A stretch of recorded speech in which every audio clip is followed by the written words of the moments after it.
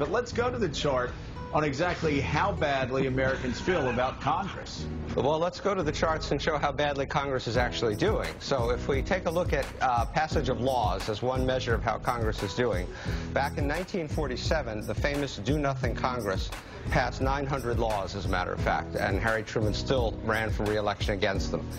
You can see what's happening over here on the right. It's trending down. But what's most amazing is the current Congress, which still has a few months to go, but not a lot of hope that it's going to do anything. It's passed about 150 laws. This little red bar that I am drawing in here, that is what our current Congress has accomplished. Now, you may say, Joe may say, well, the less they do, the better it is. But there are those of us who think that Congress is actually here to pass laws and do things. And so far, in the last year and 3 quarters, they've not done that. Hey, Steven Rattner, don't put your left-wing jibber-jabber in my mouth. I'm not saying that whatsoever. I mean, the problem is, this is about as dysfunctional a Congress as we could have, and we say it time and time again. Caddy K, you have a Democratic Senate that does absolutely nothing. Harry Reid tries to stand in the way of legislation getting to the president that may have to be vetoed. You've got Republicans filibustering. And then you go to the House side, and you've got a Republican House that's passing legislation that they know will never see the light of day. It's a curse on both the houses, and unfortunately, it's the American people who are paying for it day in and day out. Yeah, I think Steve's chart is just astonishing. That little red line that is half the size of even the other smallest blue lines in terms of how little Congress is doing. And at a time when America needs to do so much and needs to do it fast and faces very real threats and challenges from other countries around the world and competition from other countries around the world.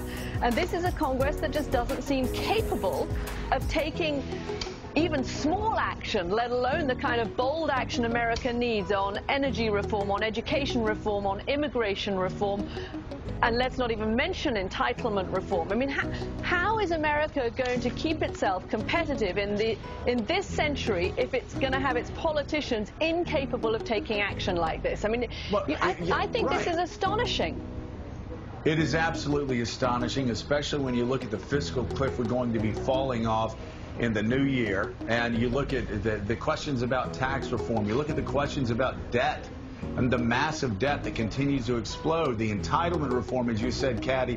But John Heilman, the bottom line is that it's just not in the interest of a lot of these congressmen and senators to go against their party leadership, that they get reelected, especially in these gerrymandered districts, for being the people who just say no. Yeah. That's rewarding politically for them. Joe, you just said the key words, gerrymandered districts, and you know, you think about when people ask what the cause of this is. Don't think there's a coincidence between the fact that this is the least productive Congress we've had in history, and it's also the most polarized Congress we've had in history. Now, that's not an opinion. That's just Steve, I think, may even have a chart on this, but there's standard political science research that shows this is the most polarized Congress, the least overlap, and I'll hand it off to Steve, but that is, those two things go hand in hand. The inability to get anything done with the fact that people have a political interest in catering to their bases rather than trying to find centrist compromise. So let me show you 2 quick charts that'll completely support John's point. The first one tracks polarization by lining up how different Congress people vote with each other over a long period of time. It goes all the way back to the 1870s, and you can see that we did have a dip in a more collegial environment around the time of the New Deal and the war, but now look where we are over here. We are at the most polarized that it's been since records were kept, particularly in the House, as you can see, even more than the Senate. Here's one last chart on that same point that I think you all find interesting. This tracks the Senate going back to 1982, and if you go back to 1982, you see that there are a bunch of little red marks to the left. Those are Republicans who often voted Democratic, these guys over here, and a few Democrats who sometimes voted Republican. But as the years progressed, everybody moved to their corners, and so by the time you got to 2011, everybody was in their corner, nobody was crossing over, nobody was doing anything except voting party lines. You know what your assignment is going to be?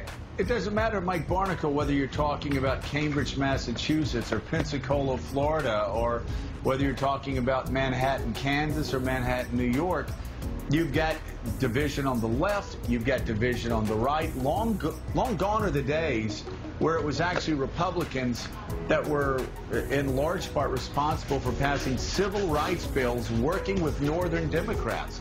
Those days are long gone on both sides. We have such a great divide between the parties, and the divide is ideological.